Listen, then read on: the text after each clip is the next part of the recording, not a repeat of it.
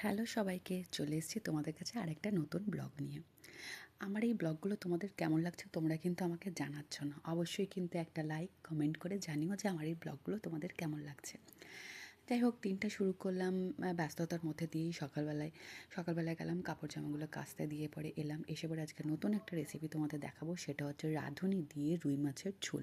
যেটা যদিও বা আমি ফেসবুক থেকে একটা দিদির কাছেই দেখেছি, সেটা আমি ভাবলাম আজকে একটু ট্রাই করি।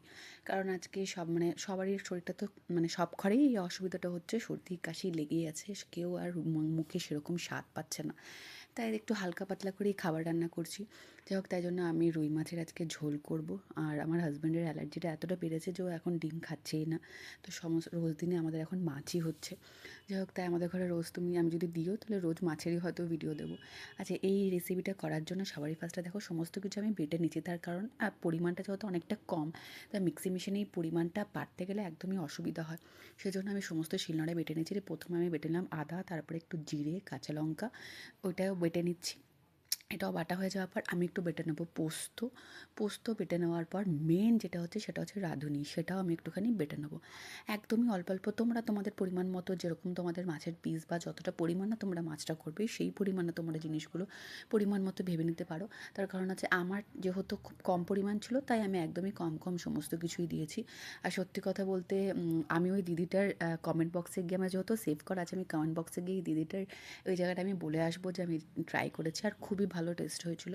যদিও বা আমার হাজব্যান্ডের এই সমস্ত জিনিস একদমই পছন্দ নয়, এই ধরনের খাবার, মানে কোনো এক্সট্রা কোনো স্মেল টাইপের দেওয়া ওর অতটা বেশি পছন্দ নয়। যেহেতু রাঁধুনিটা পড়েছে, রাঁধুনির স্মেলটা ওর মানে মনে হচ্ছে, ও বলছিল কী দিয়েছো, ওর এমন স্মেল লাগছে অন্যরকম। সেই জন্য ও অন্যরকম খেতে ভালোবাসে। ও খারাপও বলেনি, বলেছে হ্যাঁ ভালো হয়েছে, ঠিক আছে। শাশুড়ি মার তো ভীষণ পছন্দ হয়েছে। উনি বললেন এরকম ধরনের ঝোল অনেক দিন পর খেলাম। তার কারণ সচরাচর আমরা ঘরে নর্মাল যেরকম ঝোল হয় সেরকম ঝোলই করে থাকি। তোমাকে দেখিয়ে দিলাম যে মাছগুলো ফার্স্টে ভেজে নিয়ে, আলুটা ভেজে নিলাম, আলুটা মাছগুলো ভেজে নিয়ে তুলে পরে সাইড করে আমি করেছিলাম আদা জিরে গুঁড়ো, ওর মধ্যে জলের মধ্যে একটু দিয়ে পরে হলুদ আর মানে লঙ্কা গুঁড়ো দিয়ে পরে ওটা আগেই পেস্ট করে রেখেছিলাম, সেই পেস্টটা দিয়ে পরে ফার্স্টে ফোড়ন দিলাম, 5 ফোড়ন শুকনো লঙ্কা ফোড়ন দিয়ে সেই পেস্টটা দিয়ে পরে তারপর ওটাকে একটু কষিয়ে, আলুগুলো দিয়ে ওটা একটু কষিয়ে জল দিয়ে, তার মধ্যে জল দেওয়ার পর ওর মধ্যে একটুখানি যেই পোস্ত বাটাটা করেছিলাম সেই পোস্ত বাটাটা দিয়ে দিলাম। একটুখানি হলো, আলুটা নরম হয়ে গেল, তখন তার মধ্যে মাছগুলো দিলাম এবং মাছগুলো দেওয়ার পর কিছুক্ষণ ফুটিয়ে, দেখো আমি কাঁচা লঙ্কা চিড়ে পরে রাঁধুনি বাটাটা লাস্টে দিলাম নামানোর আগে।